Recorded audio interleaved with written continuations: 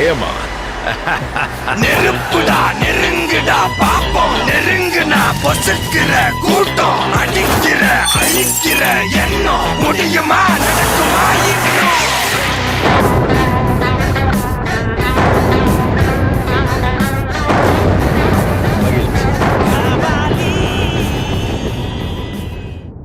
கபாலி திரைப்படம் என்பது பொழுதுபோக்கு படைப்பு என்பதை கடந்து விமர்சகர்கள் மத்தியில் இயக்குனர் ப. ரஞ்சித்தின் படமாக பார்க்கப்படுகிறது.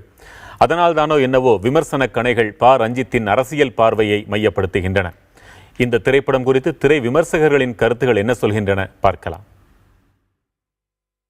எல்லா மாற்றங்களும் எல்லாரும் ஏற்றுக்க முடியதில்லை.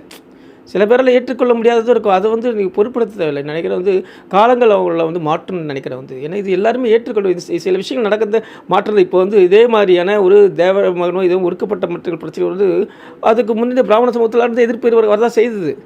இது நடக்கும். இது அவங்களுடைய குற்றம் இல்லை. இது சமூகத்தில் காலங்காலமாக இருக்கக்கூடிய ஜாதி அடுக்கக்கூடிய குற்றம். இது அவங்களுடைய தனிப்பட்ட குற்றம். அவங்களெலாம் நம்ம அது பொருட்படுத்தணும். ஏன்னா அவங்களுக்கு அந்த பரந்த மனப்பான்மை அவங்களுக்கு வரும்போது நாளைக்கு அந்த பிரச்சனையை அவங்களுக்கு முழுசாக உள்வாங்கி புரிஞ்சிக்கும் போது அவர்களுக்கு மாறக்கூடும்.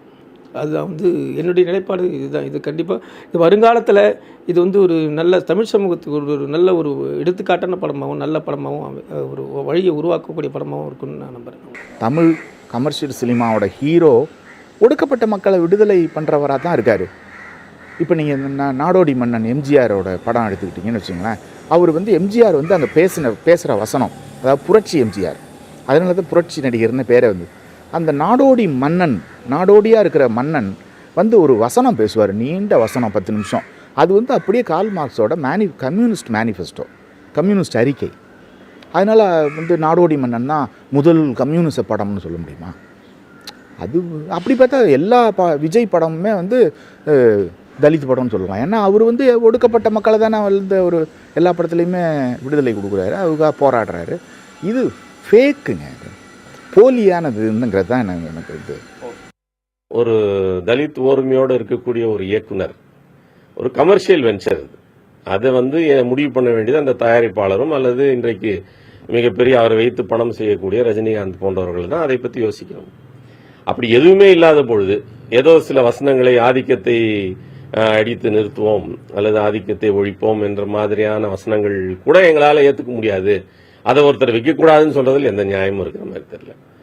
ஒரு தலித் படம் எப்படி இருக்கணும், ஒரு தலித் ஓர்மை நிறைந்த ஒரு காட்சிகள் எப்படி இருக்கணும் அப்படின்னா, இன்றைய ஜாதிய சூழல்களை, இன்றைய ஜாதி அடிமைத்தனத்தை, ஜாதிய ஒடுக்குமுறையை கேள்வி கேட்பதாக இருக்கும்.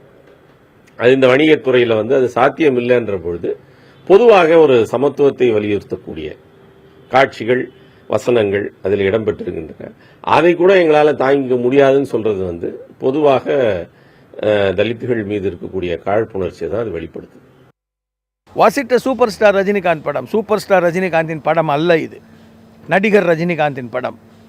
தப்பு தாளங்கள்னு பாலச்சந்தர் சார் ஒரு படம் எடுத்தாங்க, அதை பாருங்கள்.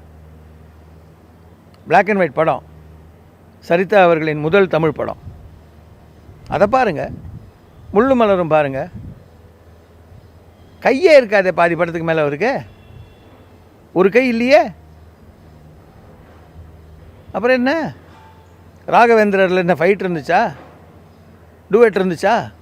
படத்தோட மைனஸ் அந்த படத்தின் கதை வைக்கப்பட்ட களம் மலேசியா. அதில் பலருக்கு ஈடுபாடு இல்லாமல் போயிடுச்சு. அந்த மைனஸோட ஒரு பெரிய மைனஸ் என்னென்னா, ஆல்ஃப்ரெட் ஹிச்காக் சொல்லியிருக்காரு, my picture is as good as my villain is பேடுன்னு. எவ்வளோக்கெவ்வளோ என் வில்லன் மோசமானவனாக இருக்கிறானோ அந்த அளவுக்கு என் படம் தரம் உயர்ந்ததாக வரும் அப்படின்னு. இதில் வில்லன்கள் மைனஸ். அந்த சைனாக்கார வில்லனோடு நம்மளால் அசோசியேட் பண்ண முடியல.